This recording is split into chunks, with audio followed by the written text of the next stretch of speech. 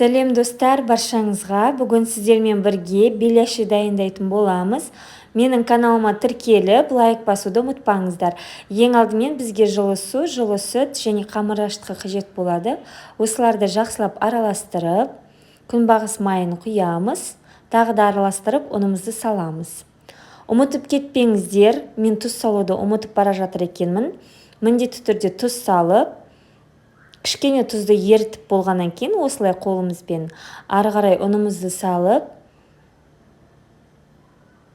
қамыр илейміз. Қамырларыңыз қатты жұмсақ болып кетпесін, себебі піскен кезде ішіндегі еті сыртқа қарай шығып кетуі мүмкін. Сіздердің беляшиларыңыз тесіліп қалады. Сол себептен қамырларыңызды қатты жұмсақ етпеңіздер. Осылай жақсылап тұрып қамырымызды илейміз. Біздің қамырымыз орташа болды, қатты емес, жұмсақ емес. Енді осы қамырымызды жылы жерге қойып қоямыз көтерілгенше. Бетін жақсылап жауып қойыңыздар.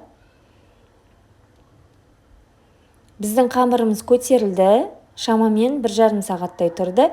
Енді осы қамырымызды дөңгелектеп етіп, бірнеше бөліктерге бөлеміз. Менде дәл осы рецептпен 10 дана беляши шықты.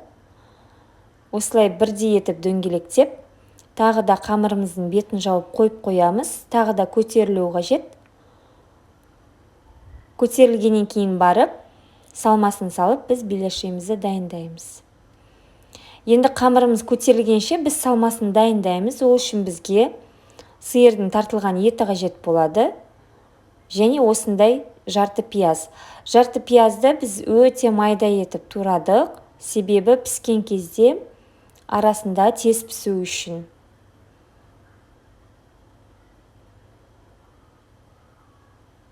Туралған пиязымызды фаршымызға салып, дәміне қарай тұз, қара бұрыш саламыз.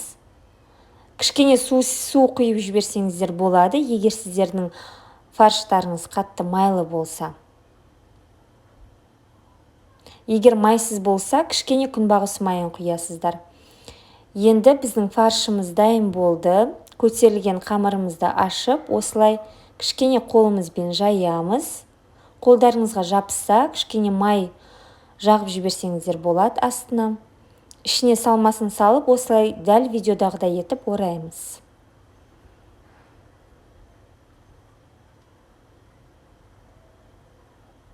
Менде негізі беляшидің видеосы бар еді YouTube каналымда, бірақ кеше ол видеоны мен өшіріп қойдым. Сол себептен сіздер үшін қайтадан түсірдім.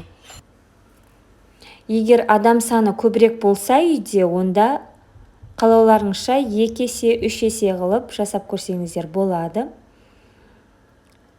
Біздің беляшиларымыз үлкен және өте тойымды. Барлығын осылай салмасын салып шығамыз. Тағы да қамырымызды бетін жауып, шамамен 10 минутқа қойып қоямыз. Тағы да көтерілуі керек. Оған дейін біз майымызды қыздырып қоямыз. Міне біздің қамырымыз көтерілді. Енді әр қайсысын осылай алып, оқтаудың көмегінсіз қолмен жайып шығамыз.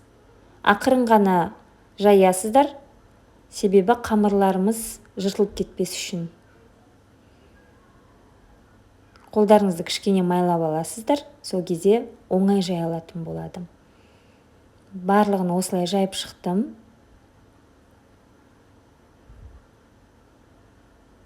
Қатты жұқада болып қалмасын, себебі піскен кезде майда сіздердің қамырларыңыз көтеріледі. Беляшиларыңыз сол кезде қамыры тесіліп қалуы мүмкін. Тесілгеннен кейін ішіндегі пиязы, фаршы сыртына шашырап шығып кетуі мүмкін. Сол себептен қамырды илегенде жұмсақ емес, орташа етіп илейсіздер. Және жаңағыдай қолмен жайған кезде қатты жұқа етпейсіздер. Міне осылай екі жағын пісіріп аламыз. Кішкене ұзақтау тұрғызыңыздар, себебі ішіндегі еті пісуі қажет.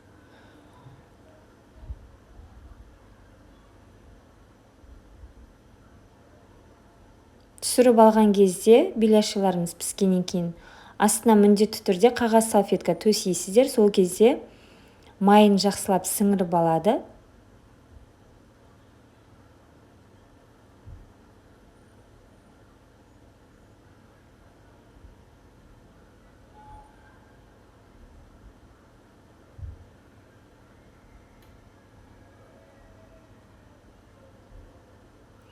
Біздің беляшыларымыз пісіп шықты достар. Ас болсын, міндетті түрде жасап көріңіздер. Сіздермен болған Ақбота.